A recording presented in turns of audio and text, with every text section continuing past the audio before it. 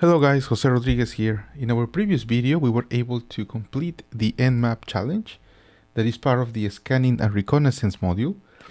So in this video, we will complete the Git challenge. Okay, so 100 points, 7 questions, and in this module, they are providing us with this repo, this link, and I'll use all the steps provided in the solution guide. Okay, so you can either watch this video in case you don't know where to run the different commands, or if you have issues trying to access the web interface. I'll show you all these, but again, following the solution guide. Okay, perfect. So when you go through the solution guide, as I mentioned before, you will see two different ways that you can complete this challenge. You can either use the command line interface, or you can use a web browser. Okay, so in this section, this is important because they are providing us this URL. Okay, git at gitlab.com, and then it has a colon cybergit 4823 / my dash awesome dash flag dash project dot git, and here is basically the schema for that URL. So you have git add, and then you have the host name, and then you have the username, and then the repository name. Okay, and then the URL ends with .git. So using this information, okay, we can access the repo via the web browser. So what we can do is https:// hostname / the username / the repository name. Okay, so that's basically what I did here. So the host name is gitlab.com. Okay, the username is cybergit4823, and the repository name is my awesome flag project. Okay, without the git extension. So this is how you can access. As you can see, it's going to be https gitlab.com, which is the host name, cybergit4823, that's the username, and then the name of the project. Okay, my awesome flag project. Okay, now in this website, okay, you have information about the project, and then in this section here where it says code, if you click on it, okay, there are two different ways you can clone this project to your own computer. Okay, so you can get all the content of this project on your local computer. Okay, so you can clone this using SSH, or you can clone this using the HTTPS protocol. Okay, so I'm going to use this one. Let's copy this. Let's copy this URL. We are going to access our Kali instance. Okay, Kali. Let me clear the screen here. So we are going to use the git utility. Okay, so before we start running commands, let me double check if git is already installed in our Kali instance. So we're going to do git -- version, and as you can see, it's already installed. Okay, actually it comes pre-installed in most recent Kali Linux instances. Okay, so let me clear the screen here. So what we're gonna do is git clone, and then you're gonna paste the URL. Okay, so https ://gitlab.com, that's the host name, /cybergit4823, that's the username, / my awesome flag project.git. Okay, that's the name of the project with a git extension, and then we hit enter. Okay, so it cloned everything, and as described in the solution guide, okay, it will create a folder in your current directory. So let me show you here. If we do ls-al. Here is the directory. Okay, my awesome flag project. So let's clear the screen, and what we are going to do is we are going to change our current directory to my awesome flag project. Okay, and we can do ls-al, and this, as you can see, there is a .git directory here that tells you that this folder, my awesome flag project, contains a GitLab project. Okay, perfect. So let's go and check the steps on how can we start solving all these challenges. Okay, so we have first question: what is the display name of the author of this Git project? Okay, so if you're using the command line interface, you can just run git space log. Okay, so let's see.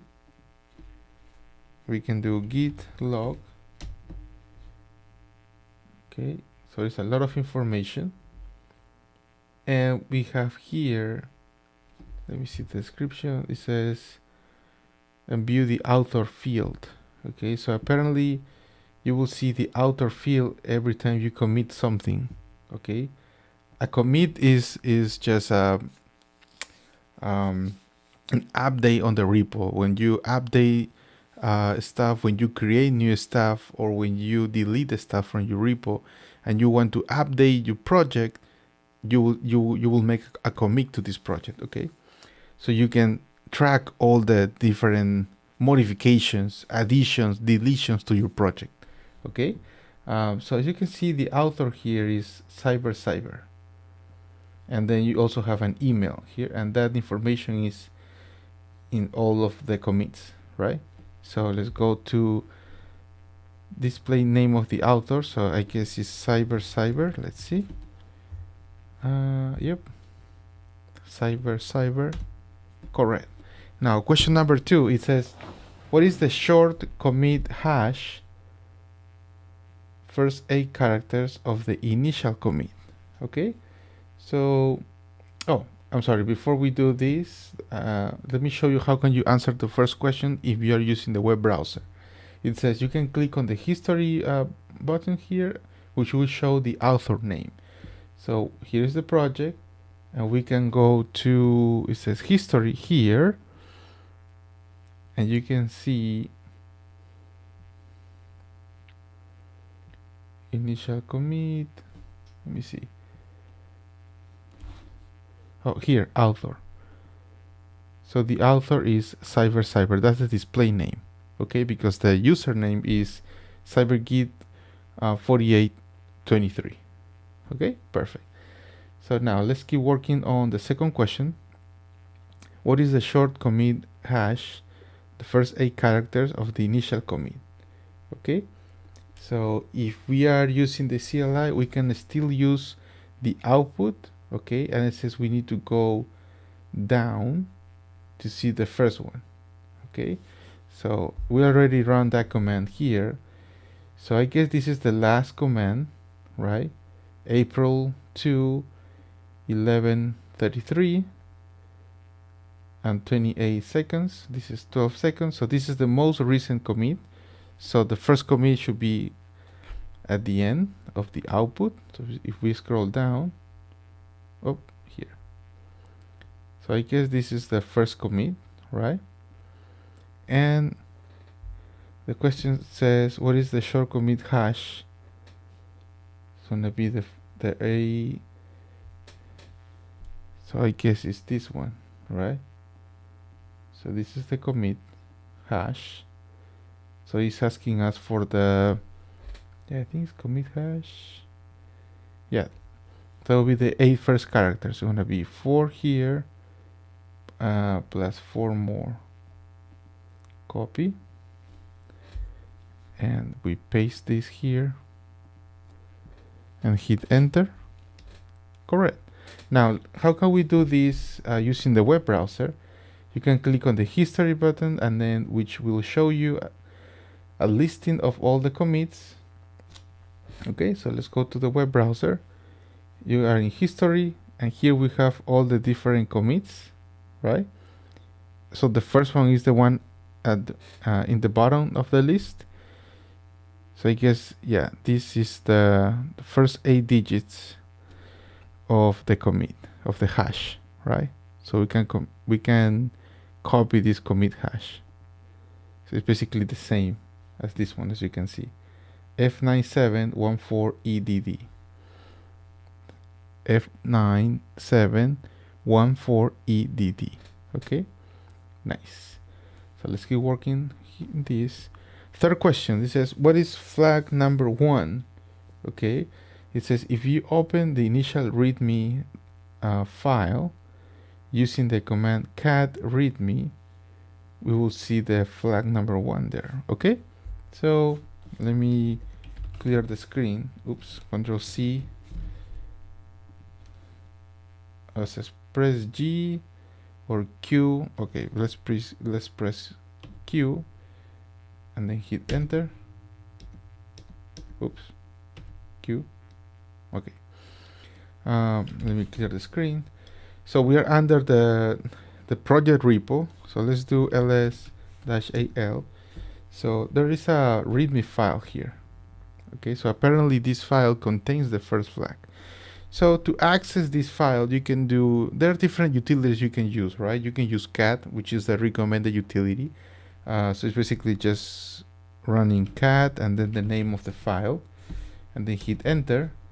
And here you can see the flag number 1. Another utility that you can use for this could be nano, for example.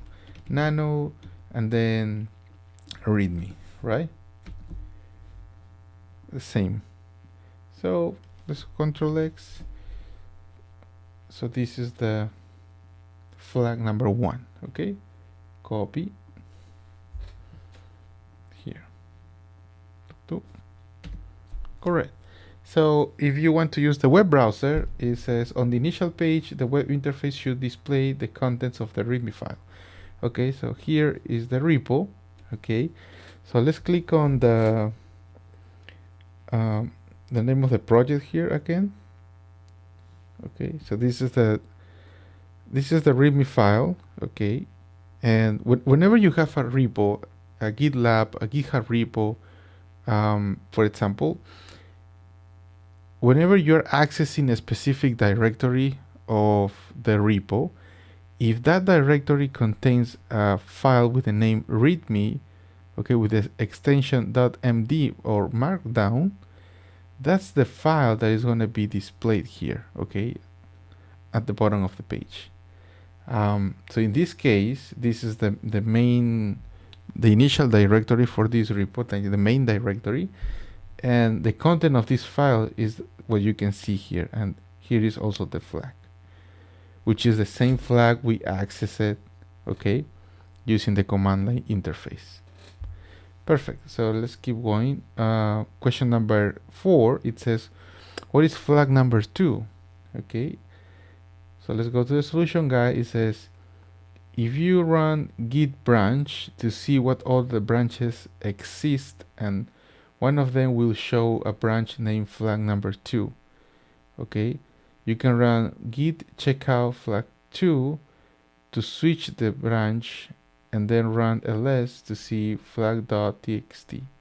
Okay, so these are different commands, git commands, that you can use to start interacting with a repo. Okay, so in a repo, let me show you this on the web and on the web browser, so you can understand what I'm trying to say. Whenever you have this a repo, okay, you have, well, in the past it was called master, but now it should be called main. Okay, but the main repo, okay, is, or what we know as the main branch, contains, let's say, the official content for your project. Okay, but whenever you are working with your project, maybe you there are different reasons why you would create a different branch. One of the reasons is, for example, when you're trying to maybe keep working on your project, okay, and let's see, you want to test the specific capability, a specific feature, or maybe there is code that you just want to use as, I would say, potential content that you can add to your main branch, right? But you don't want people to access that information in the main branch, because maybe it's what we call as a developer branch, right? For example, that's just one use case. But the idea here is you start creating branches to differentiate the content of your project, okay? So as you can see here, when you click on this icon, again, in the past we knew this as master, but now most recent projects, whenever you create a new one, you get a main branch instead of a master branch, okay? So this one has another branch here. It's called flag2. Okay, so if we click here, we are accessing the flag, and then there is a txt file here that is called flag2. So if we click on it, you can see the content. This should be the flag. Okay, Control C here, Control V. Perfect. Now that was using the web browser, right? Now, so do you see how easy it was for me to just change from one branch to the other one? Okay, just by using the web interface. Now, how can you do this using the command line interface? So if we go here, okay, according to the solution guide, it says if you're under the project and you do git branch, you will get a list of all the different branches, right? In this case, this gives you what branch you are working on right now. So we are working with the master branch, okay? And the solution guy says, well, we're supposed to see all other branches, but we're only looking at one. Maybe I didn't. Oh, that's interesting. Okay, so what we can do here is we're only accessing one of the branches, okay, but we know that this project has two branches, master and flag2. So probably the reason why I'm not accessing the other branch is because when I clone the project, I only clone the content of the main branch, okay, or the master branch. That's interesting. Okay, so let's do some troubleshooting here. Even though we don't see the branch, maybe, yeah, we can just try to access it with git checkout. So let's see if that works. Git checkout, and then the name of the other branch, which is flag2. Okay, branch flag2 set up to track origin flag2, switch it to a new branch flag2. Okay, so let's see, we do git branch again. Yeah, now we are working on flag2. Okay, and now you can see both branches, master and flag2. Okay, so apparently we did download it or cloned both branches. It's just that I guess whenever we start moving through all the different branches, then the list of branches starts to get updated. Okay, so now that we are working with flag2, what we can do is again do ls-al, and you can see all the different content here, right? All the different files, and we have flag2 here. So what we can do is cat flag2.txt, and here's the flag number 2 that we just used. Okay, let me see. If we go to flag text2, it's the same flag as here. Okay, perfect. Now let's keep working on this. Flag number 3. It says, okay, so there is another txt file that contains flag 3, so we can do it here. If we do, oh yeah, we don't need to do ls-al again. Here is the flag 3.txt file, so you can just do again cat flag 3, right, .txt, and this is the other flag. Okay, it's 40. It ends on 4067. So let's copy this, go here, and that should be the other flag. Okay, and if you want to access that, just be sure that you are on branch flag 2, and then go to the name of the folder, and you have the other txt file here. Okay, flag 3, as you can see, is the same, 4067 ccxl. It's the same. Okay, perfect. Question number 6, it says, what is flag number 4? Okay, so let's go and check the web browser way. Okay, for flag number 2 is check on the history button and then click on the commit with a commit message added flag 4. Okay, so let's go to the web browser. We will let's go back to the master branch, and if we go here on the top right side of your screen, you will see a history, and then there is a commit here. This is the hash of the commit hash, and there is the description says that we added a flag, right? So let's click here.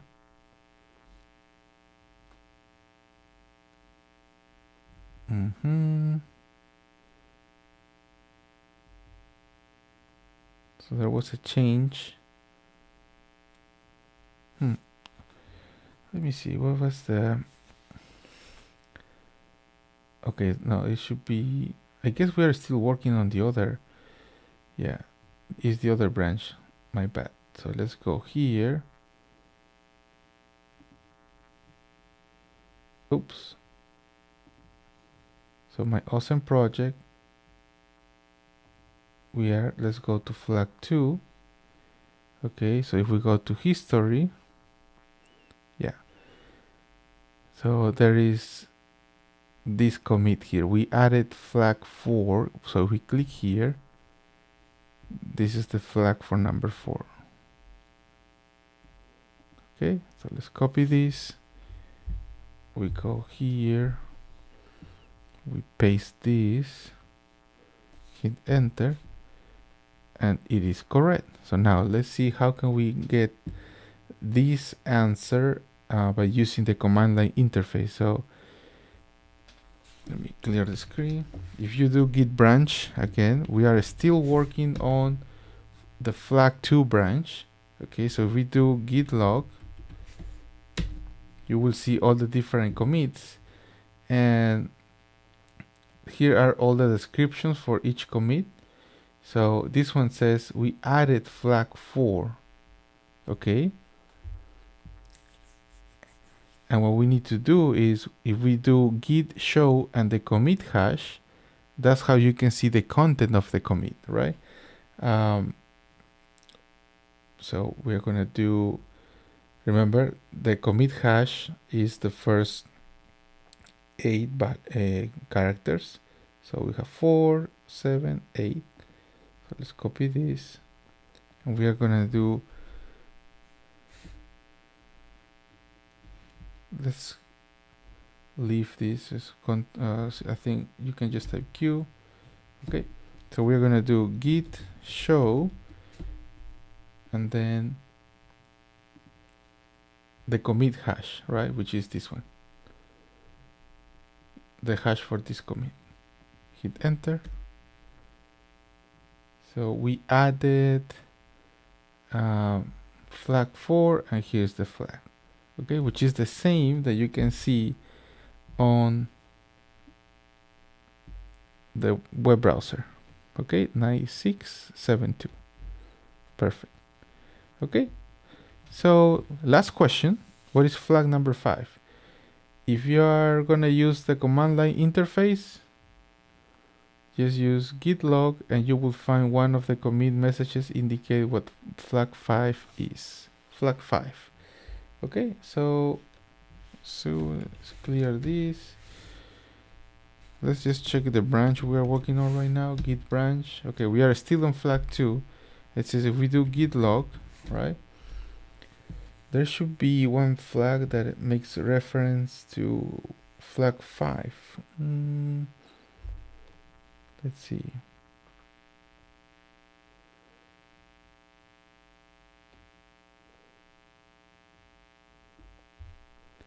You see one of the commit messages indicate flag 5, but I don't see. Oh, here.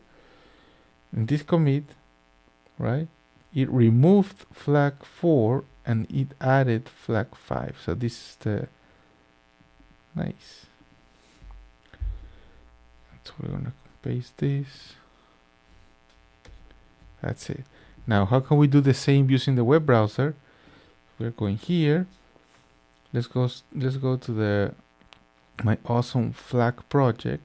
We can go to history, and as you can see, there is one commit here that says we removed flag 4, and in the description you can see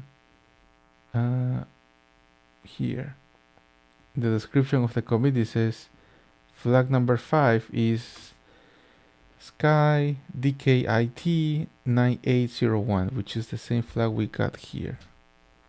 Okay, and that's it. So we just followed all the instructions. Okay, we got to know a little bit more about GitLab, and of course, don't forget to read the description at the beginning before the solution for the questions. You will get some important information about Git, all the different commands that you can run, and they even explain to you what is Git and how professionals use this type of technology. Okay, and some good examples of the implementation of Git is GitHub, okay, and GitLab.